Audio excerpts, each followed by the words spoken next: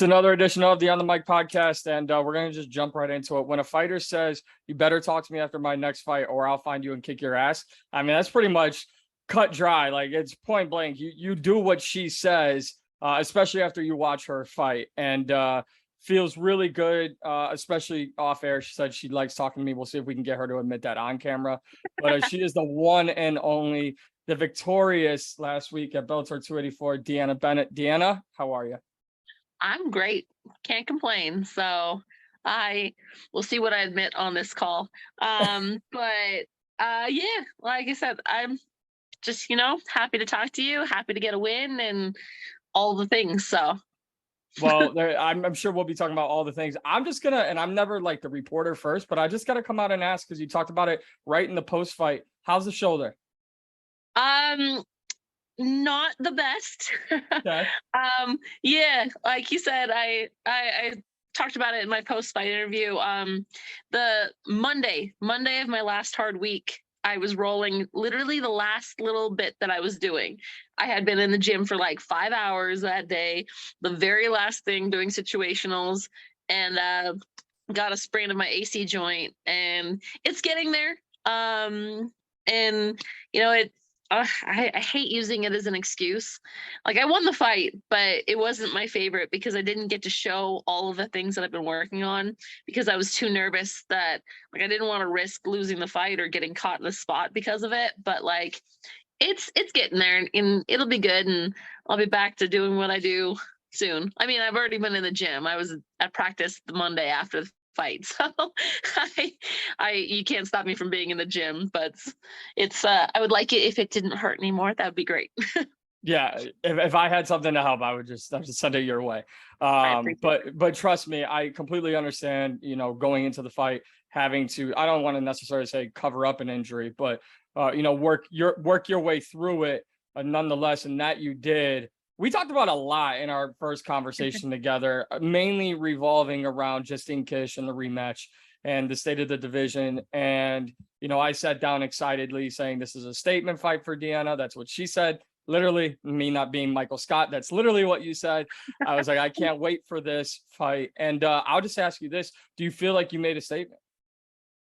I feel like going out and getting that win, like the first round, is kind of the statement that I wanted to make. I got full mount on her. She grabbed my arms. I kept on throwing strikes. I showed striking. I showed wrestling, the jiu-jitsu and everything. I wanted that finish, but she was able to get out of that round. Like, that's how I wanted the whole fight to be. I feel like I didn't get to put on the statement that I wanted to, but the thing is, I still left with my hand raised. She beat who was the number one contender at the time. And guess what? I beat her again. And if we fight, I'm going to beat her again. Like, no matter how many times you put me in the cage against these people, I'm going to keep winning. That sounds really cocky. Let's go with confident.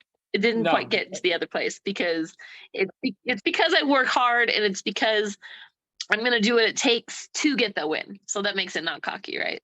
There you go. I've been spending too much time at one of my friend's gyms, and he's super, super cocky. And so I'm like, okay, as long as I don't get to that level, we're good. So we're going to stick with the confidence. But yeah, well, the confidence should be there, and your cockiness should be there too. Honestly, I mean, again, I didn't necessarily want to say it in our first interview. This is my first time. I don't want to lose the opportunity to talk to you in the future, but like, you didn't have to take that fight. And like, you don't need me, a guy sitting behind a computer screen, to tell you that. Like, you didn't have to take the fight. In reality, it was kind of a win for Justine to even get the second fight with you, to kind of now really, she still had something to prove, where you were just like, okay, I'll just do what I do, I guess. And I'll be honest with you, DeAnna, men and women, most fighters wouldn't do what you did.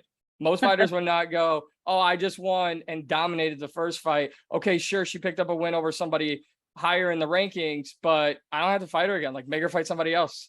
So props to you for even doing that. Then doing it injured.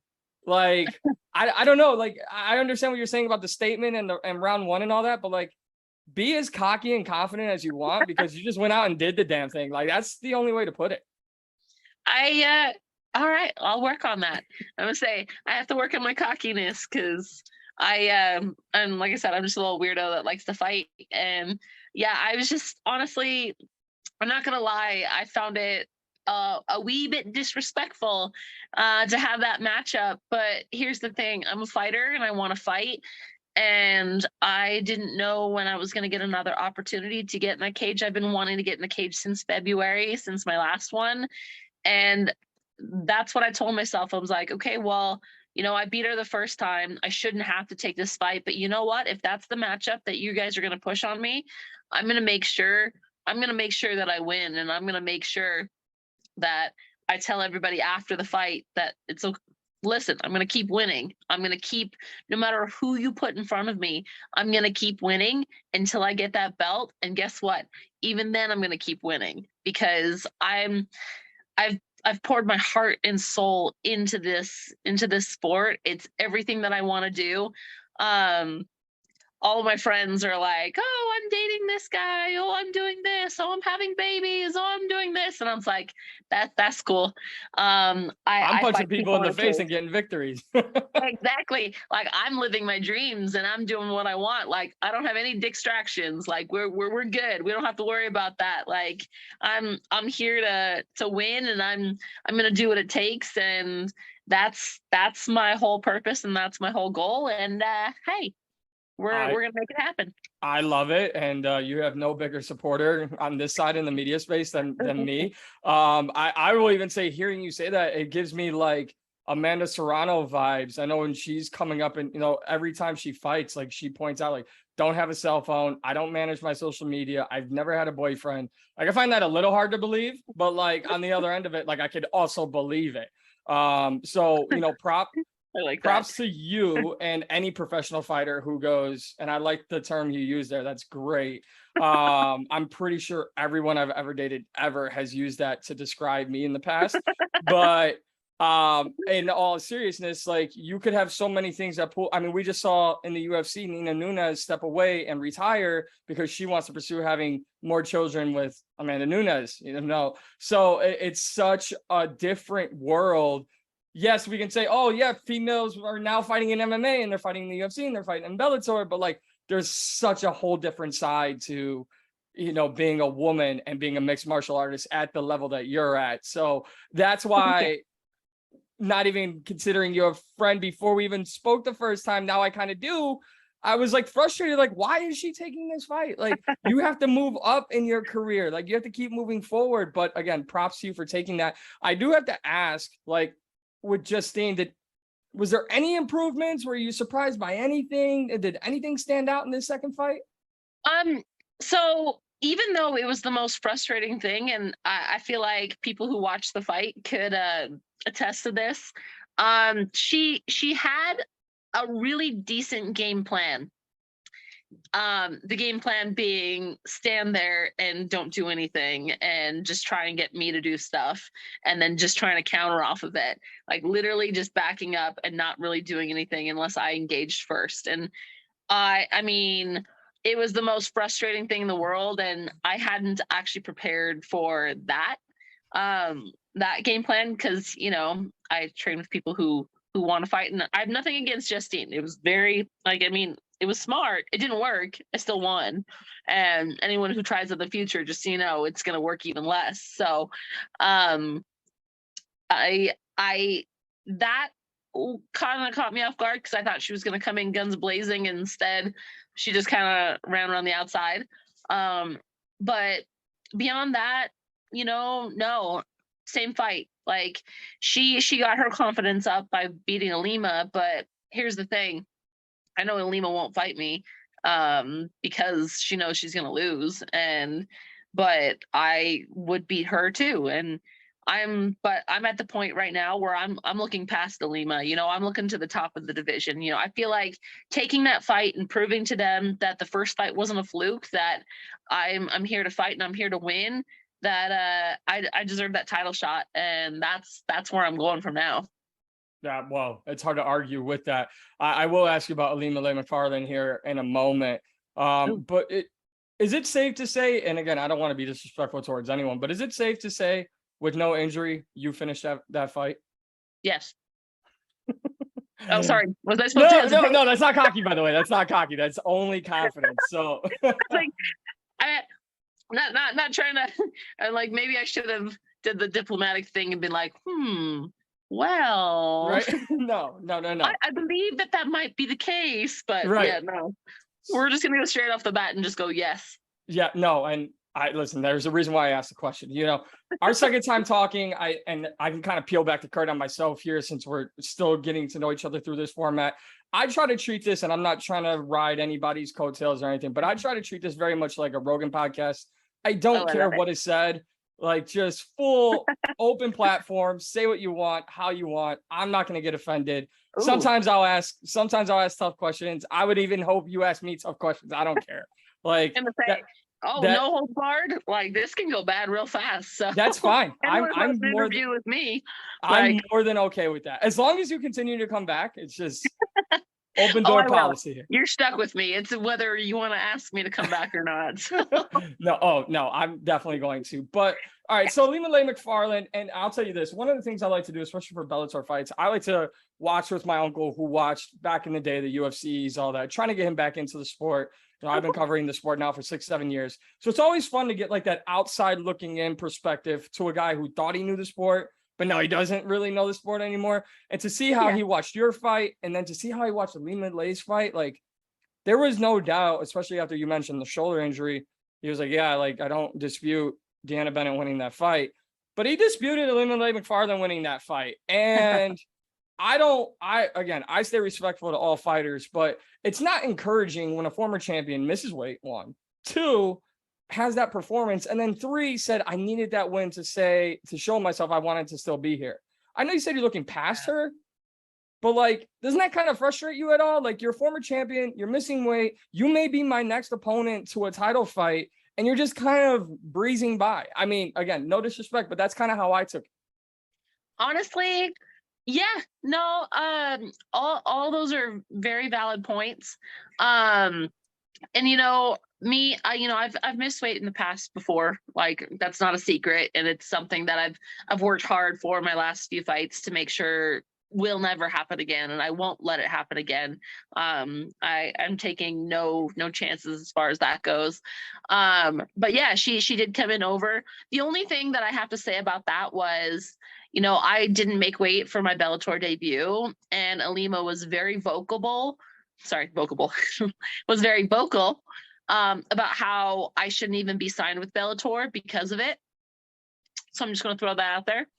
And she can say that that's not the case, but I can look up the interviews. I'm just saying I'm pretty sure it was on Facebook actually, talking about how I shouldn't even be in Bellator because I couldn't make weight and not a real flyweight. And so I'm like, listen, you wanna say words and then come back to have you right there. I'm not gonna rub it in your face, but like, this is why you don't say things like that. This is why you don't go running your mouth. Like, yeah, you were the champion at the time. You want to say that? Well, all right, that's cool.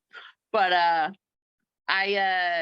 it's like I get the feeling.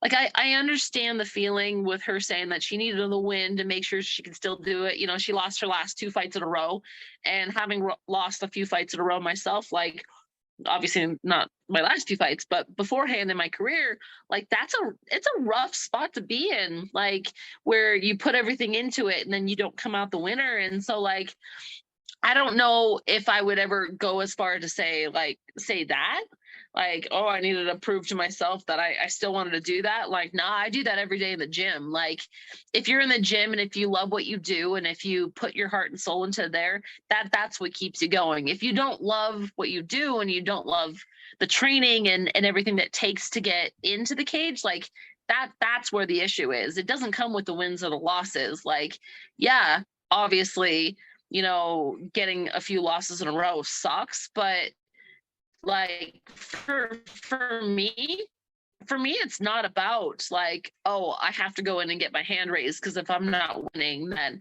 I don't want to do this. It's like, nah, for me, it's my love of the sport, and like, no matter what, I'm going to put everything into it, and I'm going to work hard to get my hand raised. And so that's a weird perspective for me to hear her say that, because like like I said, I've had some bad losses, and you think of some people that are champs right now that went through losing streaks, but guess what? Now they're on win streaks and they're champions. And so like, if you love it enough and if you're willing to put the work in, you can come back from it. It's not about getting your hand raised. It's about putting out the performance. And as for how that fight went, I'm just gonna keep my mouth shut on that one. So there's that.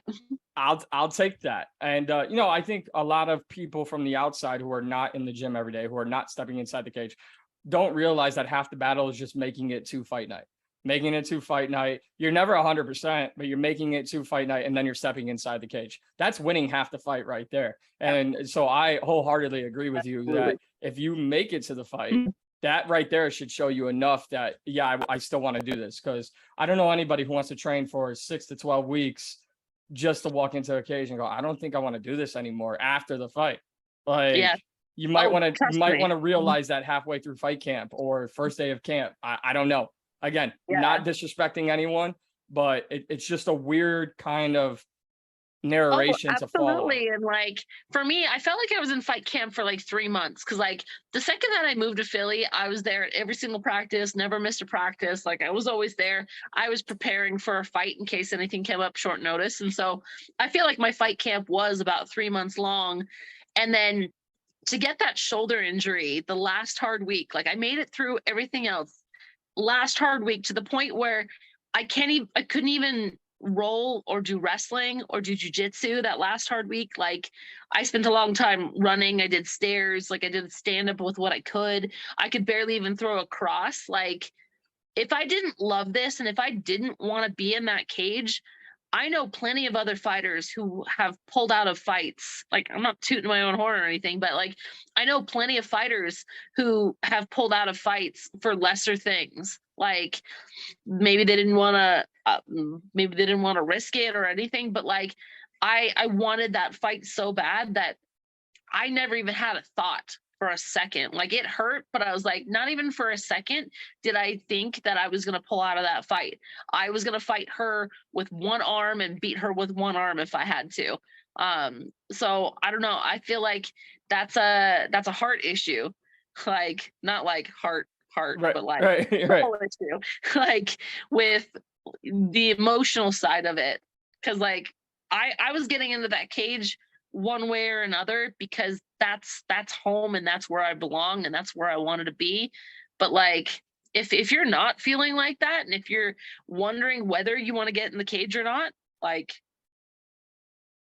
you shouldn't do it anymore. Yeah, I couldn't agree more. Again, and you're saying that coming into a fight that you didn't have to take. But you exactly. I didn't have to. Oh, that's terrible.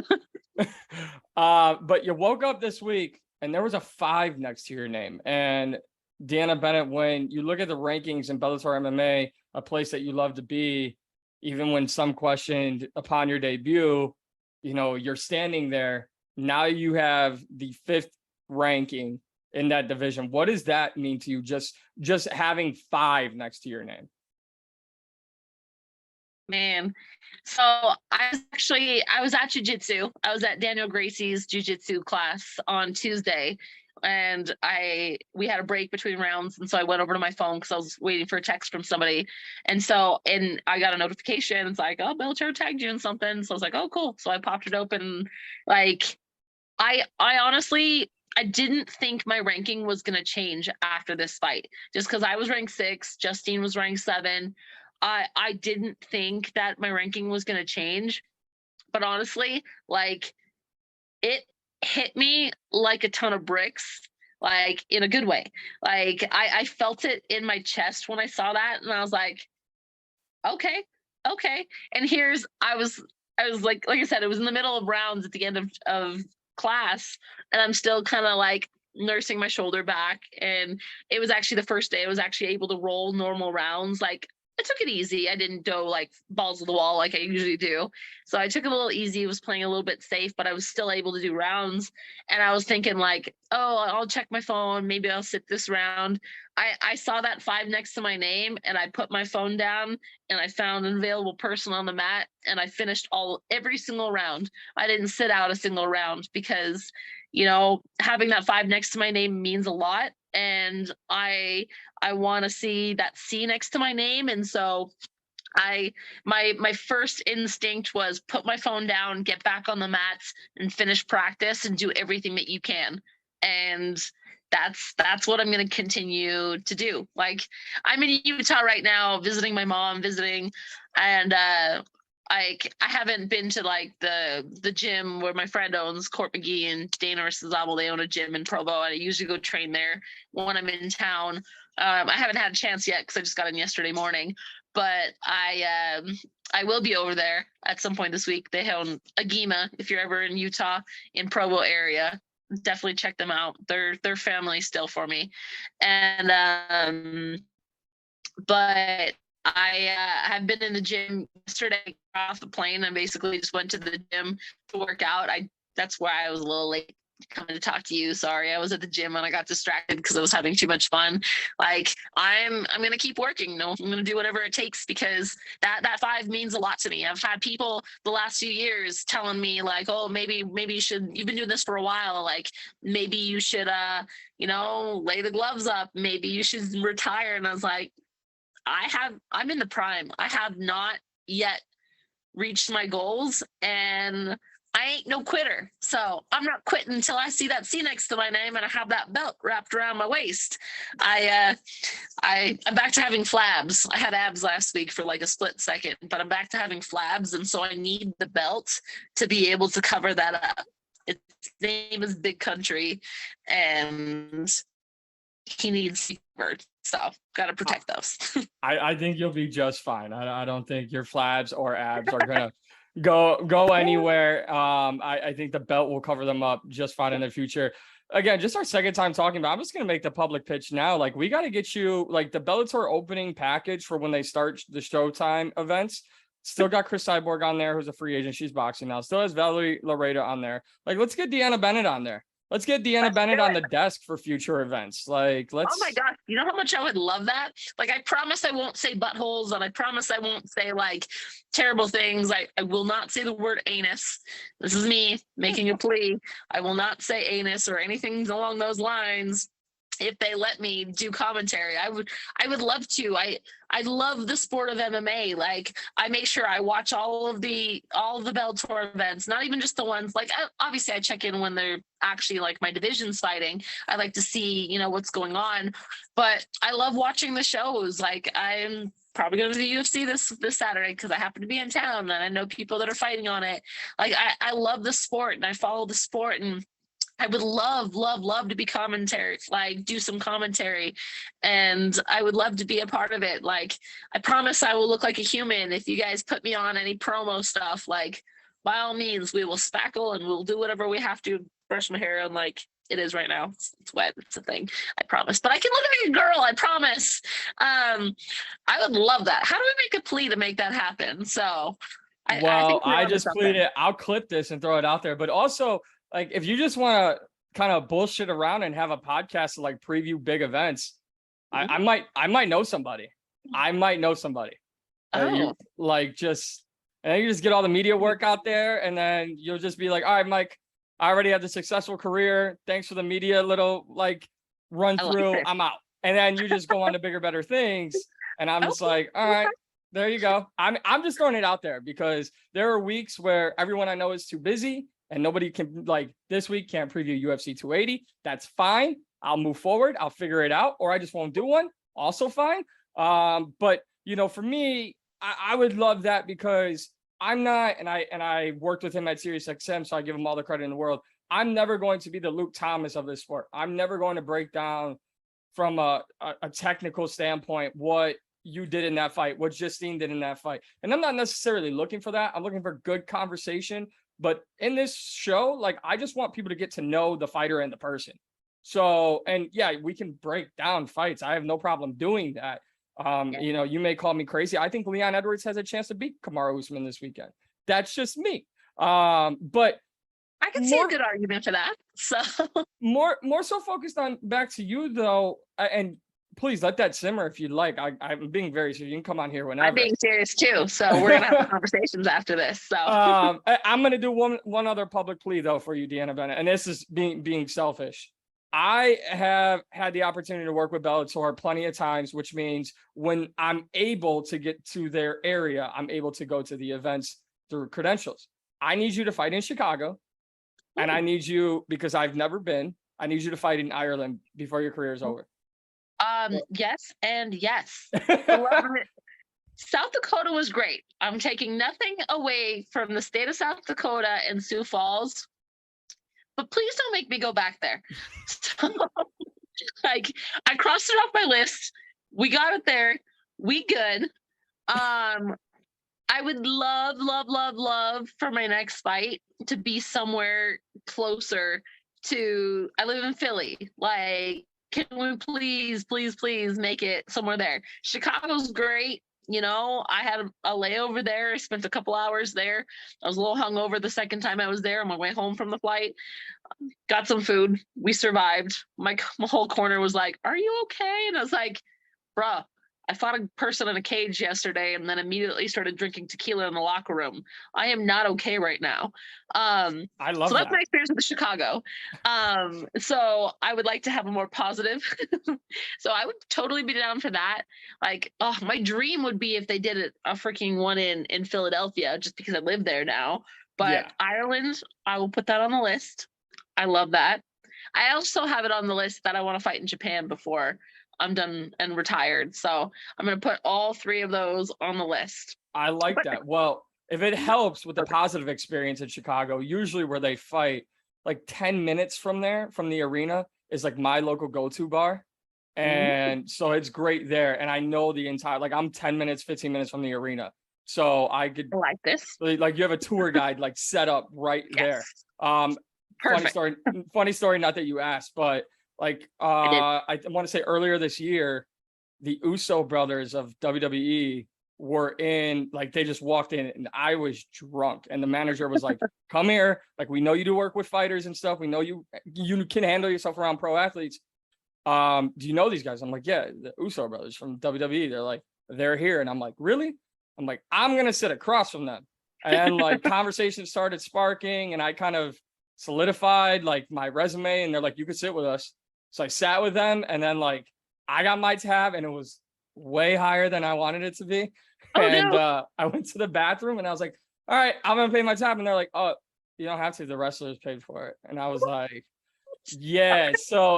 So like, you know, with that, I've brought a few fighters when fights have been in Chicago. I brought a few fighters there. So just something to simmer. I'm a St. Patrick's Day baby and I'm also Irish. So I'm going to Ireland. Like I need a reason to go to. I don't need another reason, but if I'm going to go, I would love to cover Bellator. I'd love to cover someone I consider a friend. So all these things. But looking at where you're at in the division now, number 5 ranked. Everybody that's ahead of you is a veteran, except for Denise Keelhouse. And we talked about limaLei McFarland. Now, knowing that this isn't kind of like, I don't want to say it's not scarce, but everyone at the top has had like trials and tribulations. They're not 11-1 and all of this. Like so many fighters have had at the top of your division, they've had adversity, they've had experience, they've had fights. It's not like some other divisions where it's just undefeated, maybe 1 loss, maybe 2 losses. And I think that kind of really sets you up. So I guess my most important question today is, DeAnna, do you want to fight again or do you want to wait and push for a title shot? You know, it depends on the opportunity that's presented to me. You know, I feel like I made a pretty good case for a title shot, especially because, like you said, everybody that's ranked above me has had a recent shot at the title.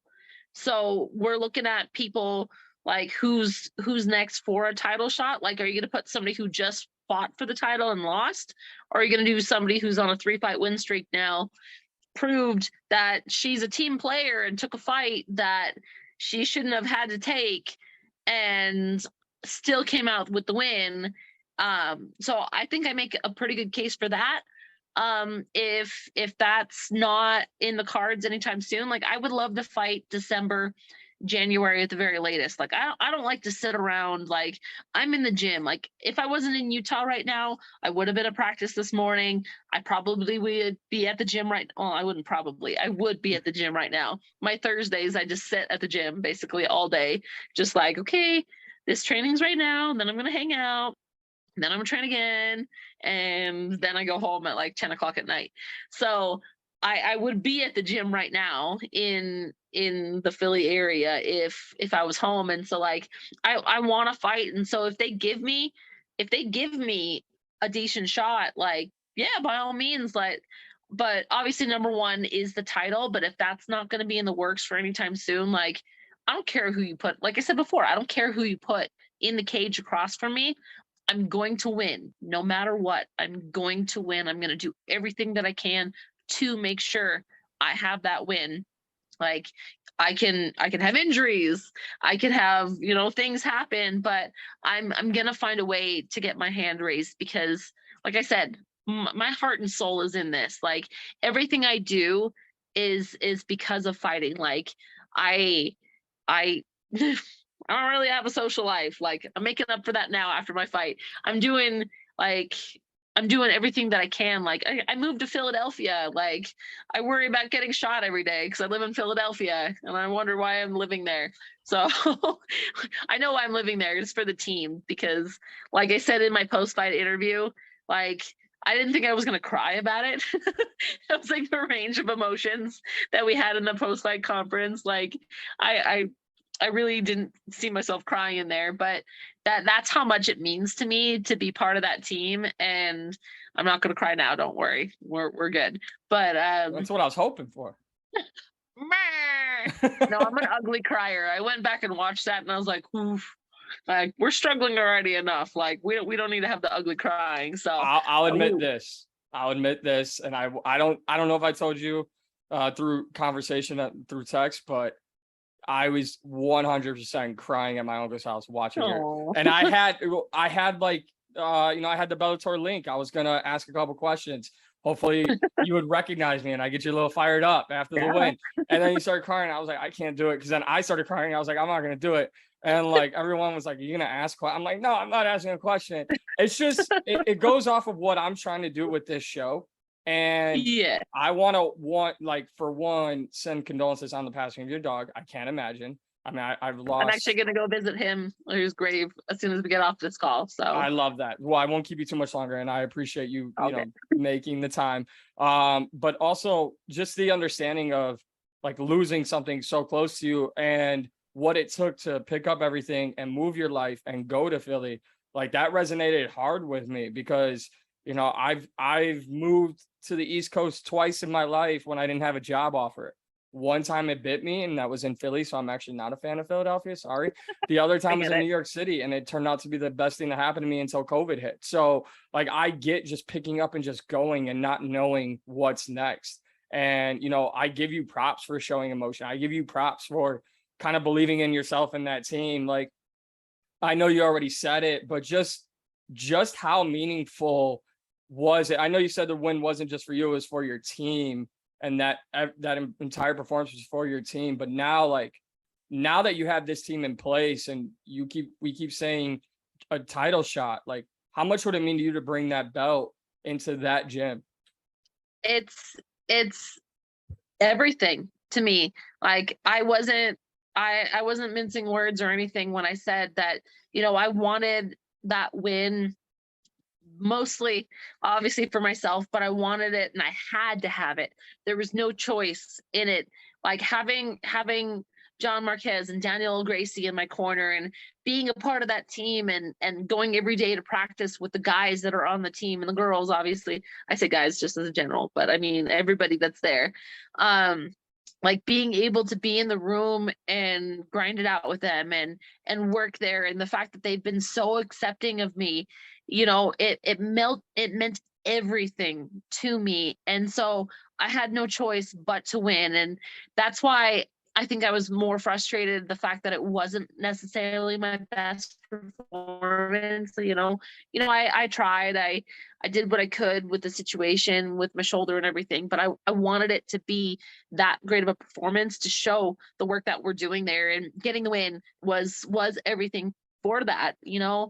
I came from another gym that, I had a good rapport with them. Things went downhill, and I didn't necessarily know, like, my old coach and me, we were very close until the very end there. And then changing gyms, like, I didn't know how it was going to work with the new coaches. I didn't know if we were going to mesh like we did. And then I remember the very first time that I did mitts with John Marquez, we go to the gym and I have it in my head. It's like, okay, well, it's the first time doing mitts. Like, this might be really choppy. Like, I'm an athlete, but we'll see how this goes, because like I'd go a while with doing mitts in the few past and it's been a shit show. And so I got to I got in the cage and we did mitts the very first time, and we were flowing, and it felt like we had been doing mitts together forever. Like, it felt so comfortable and it felt good, and we were on the same page with everything. And I was like, yeah, this is where I'm supposed to be. And like, we weren't really close then, but like, love them to death. And John, I think he gets me, even though I'm a weirdo, and I send him terrible things that he's like, what person sends these kind of things to somebody? And I'm like, I do, because I might be a sick psycho. So sometimes you have to be. Sometimes you have to be. So there's a sense of humor, but yeah. So like, just all of it. And like you said, losing my dog, like my dog was my favorite thing on this entire planet, and not being able to be in Utah with him. Like, I've said it in the past, like, I wish I felt so guilty not being able to be with him in Utah, because I got him with my ex-boyfriend. Neither of us wanted to let him go, and so we had joint custody. I know. Anyone who's questioning that, I know. I'm not, but listen. I'm not questioning it. I'm just quiet. Thank you. I know some people who might listen to this might question it, but it's like, we both love the dog, and so we did every other week. So when I was living in Utah before The Ultimate Fighter, I'd have him for a week, then we'd switch off, and so it was back and forth. But then I knew that I needed to be somewhere else to be able to grow my career. And so being on the East Coast, it killed me. Like, I got one of those Furbo cameras, and I would like talk to him daily through there. My mother would send me pictures because she would have him the weeks that were my weeks. And like, I would come back to Utah as often as I could, like basically every other month, every third month, so I can visit him. And like, I spent most of COVID here, and thankfully I was able to have that time with him. And I did it because I felt guilty. I felt like a deadbeat dog mom. I'm like across the country, and I'm like feeding him treats, and he's getting super fat, but I'm like, I miss my baby. And not being able to be there with him, especially when he got sick so fast and passed, it was like a couple of hours. Like, he wasn't sick long term, like it was something freak that happened. And not being there with him because I was training in Philadelphia, like, it broke my heart. But like, the guys on the team, and like my friend Jamie, she came over and took me on an adventure, and like all the guys on the team, like they understood what I was going through and made it so much better. Like, they're, like I said, whether they want me to be or not, they're my family, and they're stuck with me. And if I didn't have such a close-knit group there around me, I don't know if I could have handled it, honestly. Like, the shoulder, I can handle the physical pain, but like losing the dog, which meant so much to me, like, that's what I wasn't sure I would be able to make it through the fight camp because of that. But they kept pushing me. They made it. They're my family, and they made it not okay, but they made me be able to make it through it.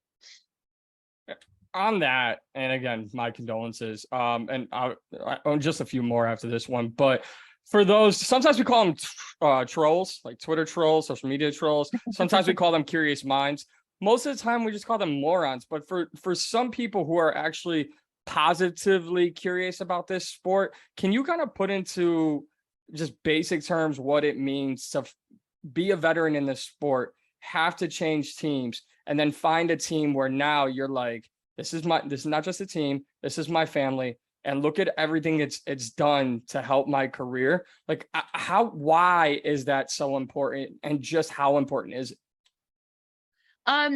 Yeah, so it's so hard. Like I've been on a couple of different teams now, and like I've been doing this sport for so long, and with the experience and going through it, like you have this close knit group that you train with every day, blood, sweat, and tears, like literal blood, sweat, and tears.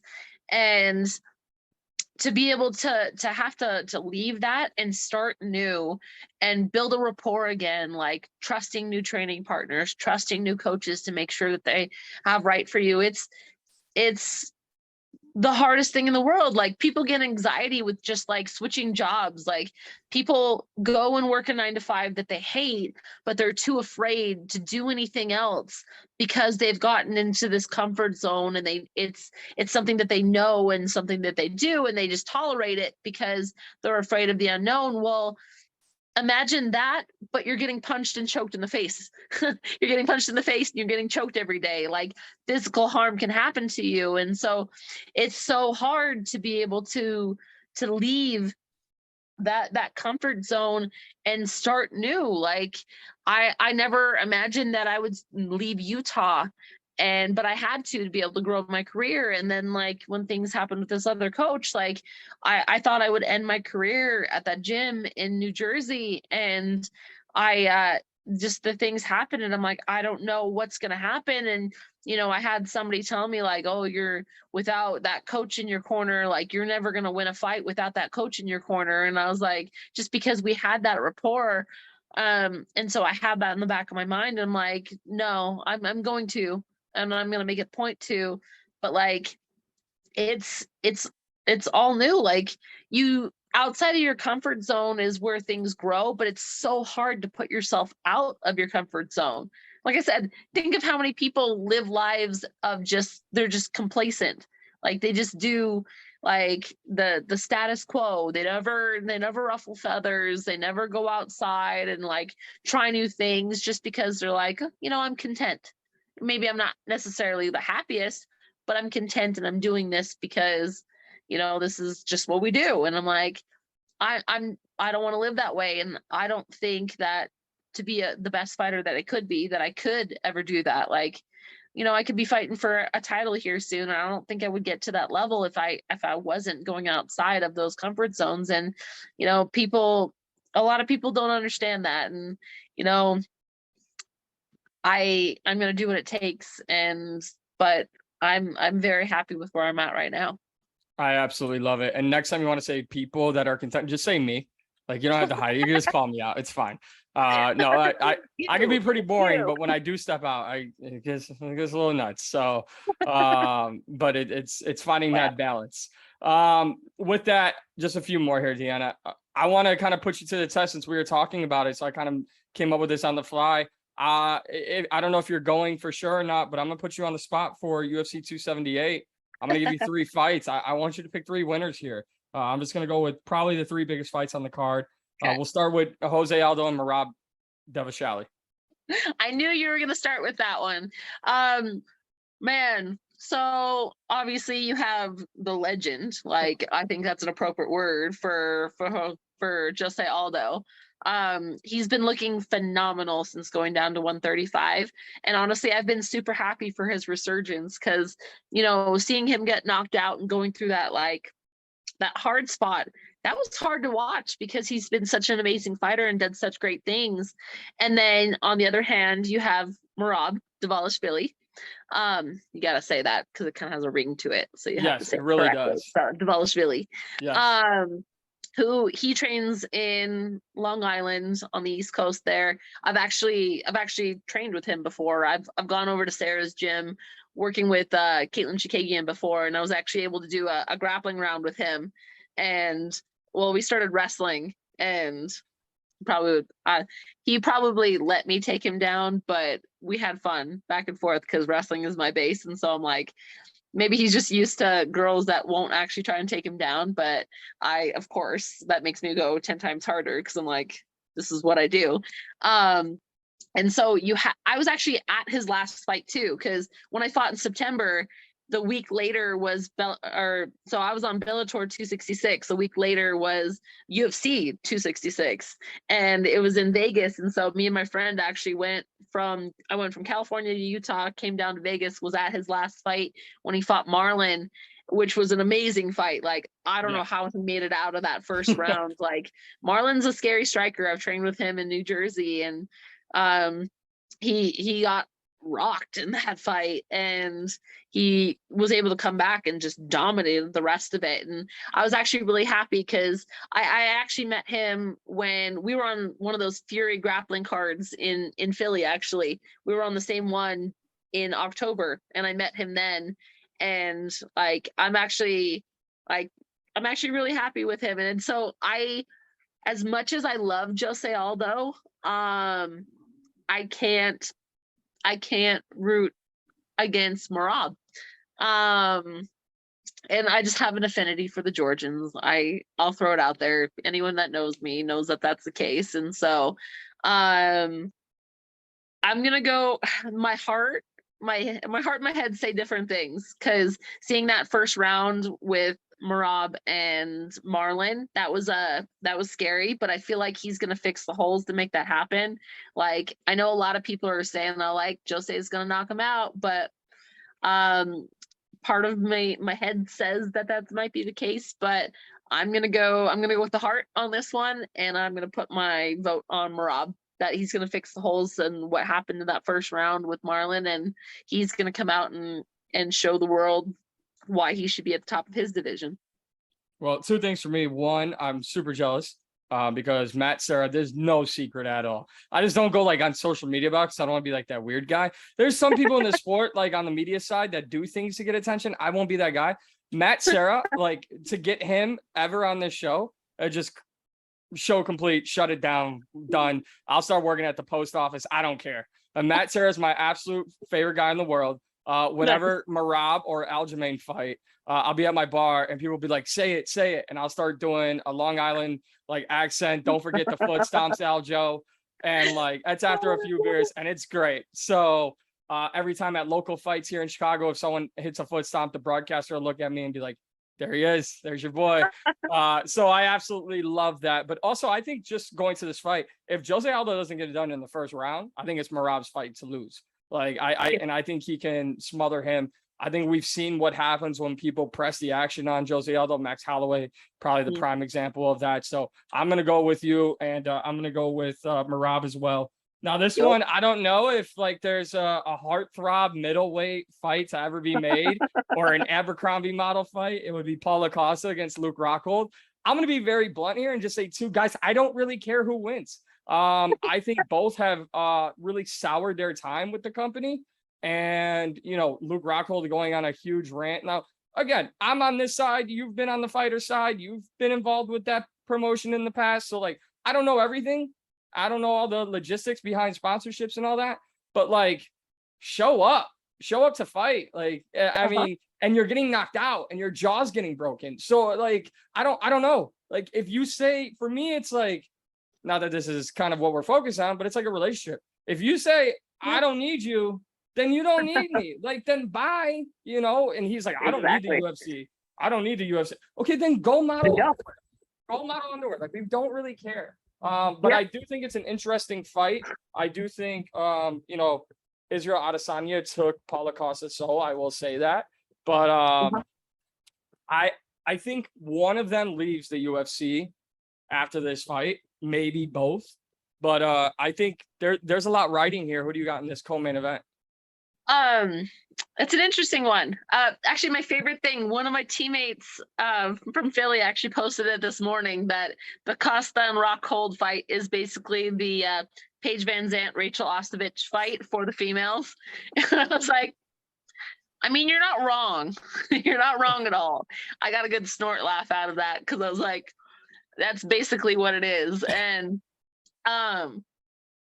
That it's exactly what you said. Like it's almost like the relationship, like, oh, I don't need the UFC, I don't need this. Then it's like, okay, then why are you there?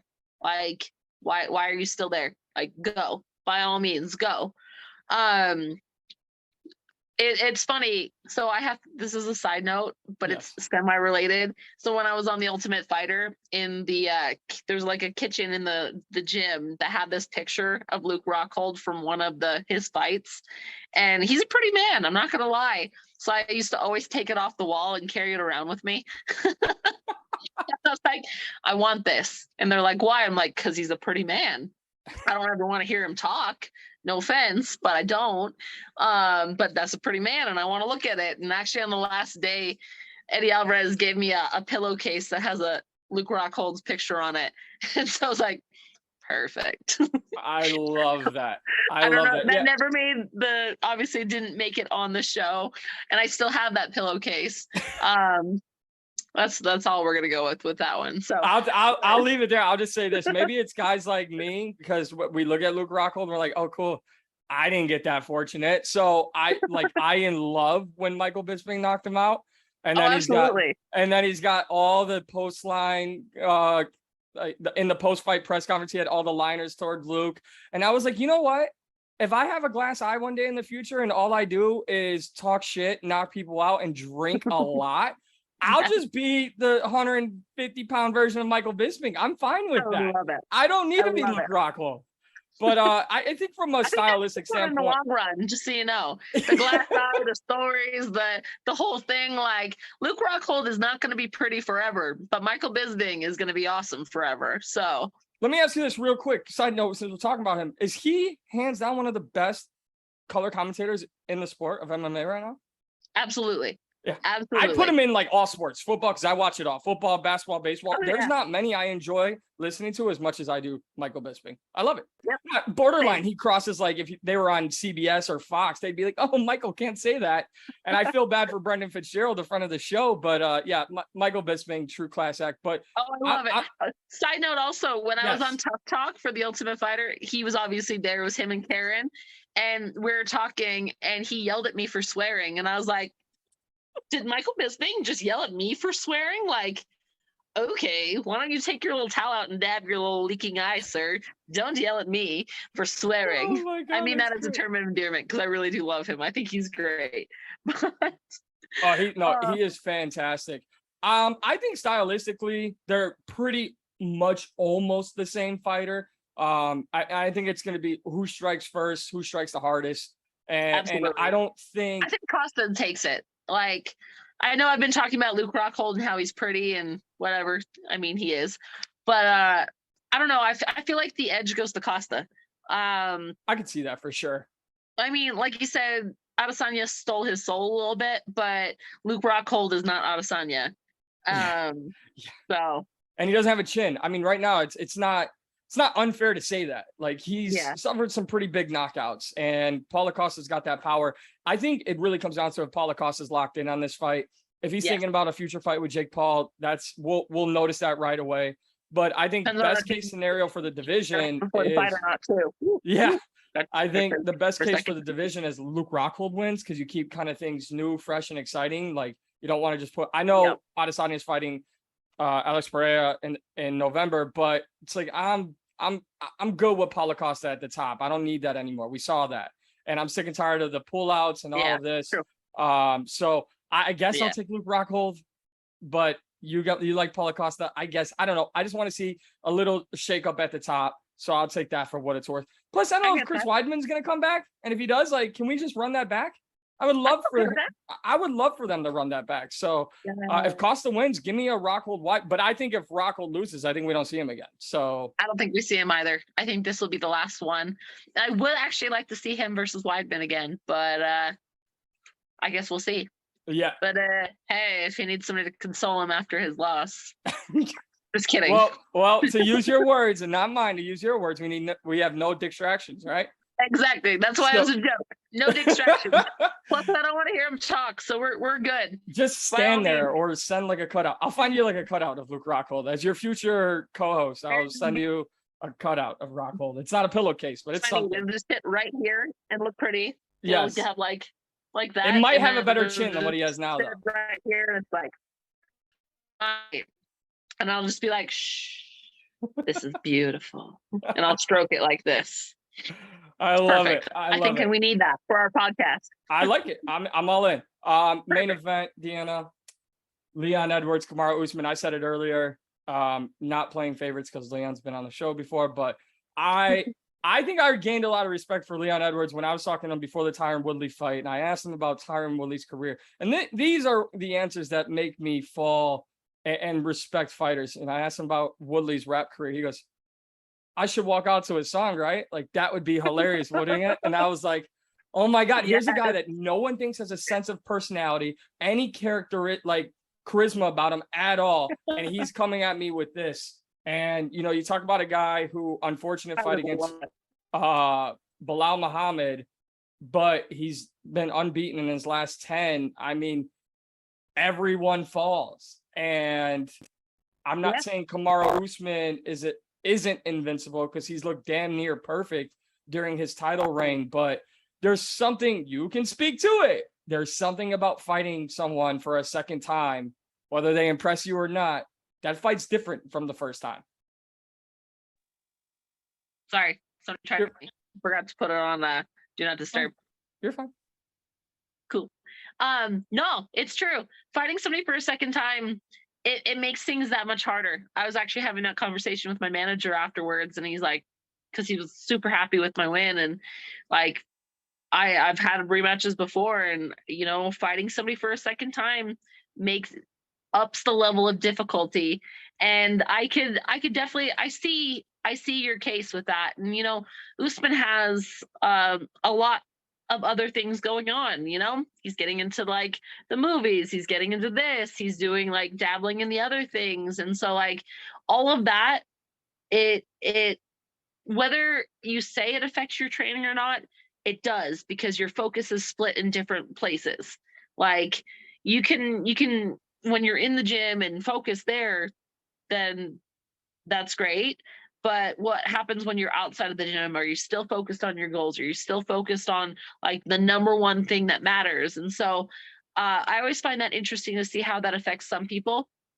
Don't get me wrong. I think Usman is great. I think he's a great champion. He's a great fighter. You're absolutely correct with what you were saying.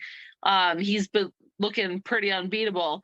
But I do see a case for Edwards with that. But I feel like, as much as I want to agree with you with Edwards on this one, I feel like Usman finds the way to get the win over this one.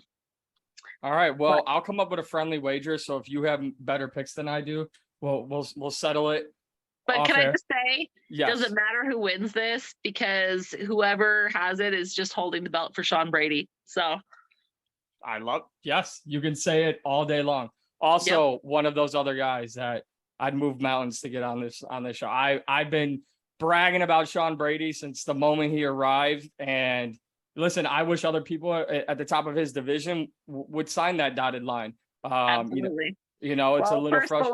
And then we'll see where it goes from there. But like I said, doesn't matter who has it belt right now. When he gets the opportunity, Sean's going to take it.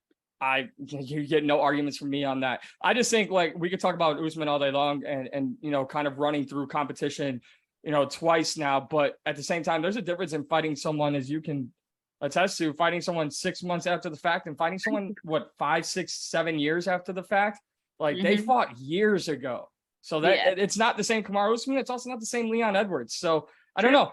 I think he's had to show a lot in those 10 fights, also got a really raw deal from the UFC. And look, I'm not anti-UFC, but there's some things that I would like to see that makes things uncomfortable. Like Francis Ngannou beating Ciryl Gane made things uncomfortable. Leon Edwards beating Kamaru Usman makes things uncomfortable. Because right now, Usman is not my pound for pound. Alexander Volkanovski is my pound for pound number one. I love him. Yeah. So, you know, for me, I think Leon, he went through the Masvidal thing. He went through the Bilal Muhammad eye poke. He had to fight Nate Diaz for no reason. Like, all right, man. So, like, let's just get him this title, and then let's see what they do. Because I think we both can agree. They'll probably run it back immediately, which is ridiculous. But, you know, we have Khamzat Chimaev waiting in the wings and Sean Brady right behind him. Like, we could keep the train moving. Not every time a champion loses does it need to be an immediate rematch. So absolutely, I'm just saying. But I thank you for that. I don't have any qualifications to say you passed the test. I think you did great. I think we should seriously consider doing these shows in the future. I'm all in. But with that being said, DeAnna, I know you're kind of just looking at the title, and I don't play matchmaker, but as I guess now I can say friend and supporter of you, I would really like to see you fight a limaLei McFarlane. I would really like it because, no disrespect, I think you were putting in a position that was unnecessary. You came in with an injury and could have easily found every reason to be like, I don't need this fight. See you guys. We'll try again next time. And there's somebody above you who's questioning her place. I mean, there was retirement talk coming into there. So why not? And I would rather you fight 3, 2, or 1 or for the belt, but because she's at 4. But if you go in, make a statement, and do what you expect yourself to do in a fight against anybody, I don't see why that would be a bad fight to make. You can tell me I'm wrong if you'd like. No, after my last fight in February, she's the one who I called out, and she chose to fight Justine instead, like we talked about. Yeah. So if you have a number that's ranked above me, I will not turn down that fight. And Alima has been somebody who's been on my radar for a long time, and it's nothing but respect, because I respect them as fighters, as ranked above me. And I'm going to fight whoever they put in front of me to get to the belt. And so that's a fight that I've not shied away from. I've asked for it in the past. She's the one who went other routes because she didn't want to, but I'm here. I'm ready to go. Like I said, I'm rehabbing my shoulder, but that'll be fine. Like by next week, it's all good. So whoever they want to give me, like I want the belt, and that's the ultimate goal. But like I said, I'll fight whoever you put in front of me till I get there. Well, I couldn't be more excited. And said November, December. DeAnna Bennett, I didn't think we would talk for this long, but I'm super grateful that we did. Thank you so much for doing this. And, I stayed true to my word. I was going to contact you right after your win. I'm glad I did. And hopefully now we have something on the podcast form here. I would really enjoy that. I think you have a great, and maybe it leads to, I don't know what that was. Maybe it leads to the higher ups at Bellator. Right? No, maybe at least the higher ups at Bellator getting you on the desk. What was that? That sounds good. So this is where we start. Let's say this is where we start. We're gonna have our breakdown, and then they'll put me on there, and then all credit goes to you for what we're gonna do. So I don't need the credit. I just need you to show up. Let's contact me back. All right. I definitely don't need any credit. I just needed to show up. Let's do the damn thing. And you do what you do outside the cage, inside the cage, and I got your back. Listen, if Ariel and Daniel Cormier could do it for quite some time, why can't Mike and DeAnna, right? Like let's just make it happen. We just we need a fancy name. That's all. All. I'll let you do that because you've got the quirky personality. No, you don't want me to pick it because I do. Oh, I don't know. My friend was like, DeAnna, we should start like a meme page where we do like fighting, and then like you always do like the weird, inappropriate, filthy things. And so I was like, all right, I got the name for it. It's gonna be Barambolos and Buttholes. Like well, that could be our podcast. There you go. I don't know about that one. We'll revisit the drawing board. But seriously, thank you so much. Congrats on getting in the top 5. Thank you for opening up to me in the way that you did.